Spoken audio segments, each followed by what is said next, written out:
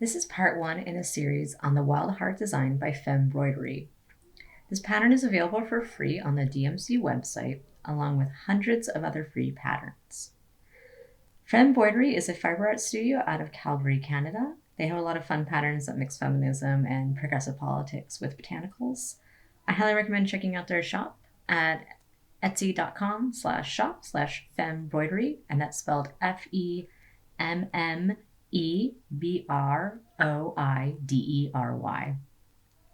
When you download a pattern at DMC, it comes as a PDF that's usually 5 to 6 pages.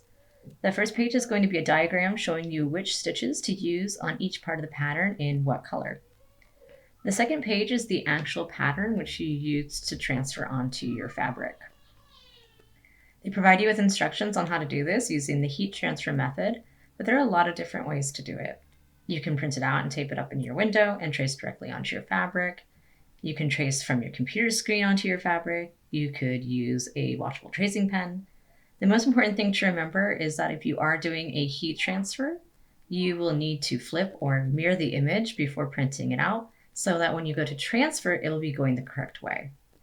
If you are interested in learning how to do a flip image in a PDF, let me know and I can make a video showing how to do that. So I printed the pattern, traced it onto a special heat transfer tracing paper with a heat transfer marker, and then ironed it onto my fabric. This is how I do almost all of my transfers when I'm not doing a freeform pattern. This pattern is pretty straightforward with 3 stitches and 2 colors. It's all outlining with no fill.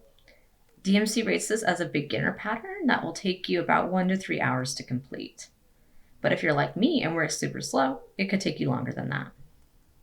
The 3 stitches I'm going to be using are the stem stitch, back stitch, and the chain stitch. Right now I'm doing the stem stitch. And as you can see, I have already started the pattern, and that wasn't on purpose. I thought I had recorded myself starting the pattern, but apparently I had not hit the record button on my camera. So back to the stem stitch. The stem stitch is an outlining stitch that is primarily used for, surprise, flower stems. It's a stitch that gives a nice continuous line with some texture. There's a fluidity to it that I like when compared to other outline stitches like a back stitch or split stitch. If you want to learn how to do a stem stitch, I'm not going to show you how to do it because I'm not an expert. There are a lot of YouTube tutorials out there for embroidery, but the one that I found the most helpful is from Cutesy Crafts. One piece of advice I will give you is to remember to bring the thread around the same side each time. Otherwise, you're going to end up with a wonky line. The other stitches for this pattern are a back stitch and a chain stitch, and I'll be showing you those in a later video. The 2 colors recommended in the pattern are DMC 166, which is green, and the DMC 310, which is a dark, almost black gray. I'm using neither of these, and you don't have to either. I recommend using whatever colors you want and make it your own. I like just pulling things out of my stash and rarely follow the color instructions on the pattern. I am using DMC 25, which is black, and a green from my stash that was from a kit, and I have no idea what number it is. If you're not familiar with DMC floss, each DMC floss has a specific color code, and that will tell you which color to use. The last part of the pattern packet are these sheets showing you how to do the stitches. I don't find these particularly helpful because I am not great at understanding diagrams, but they might be helpful for you. And this is also where they tell you how many strands to use for your stitching.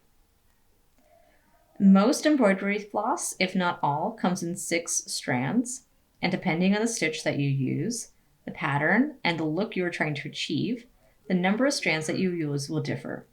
This pattern recommends using 6 strands for the stem and chain stitch, and 3 strands for the back stitch.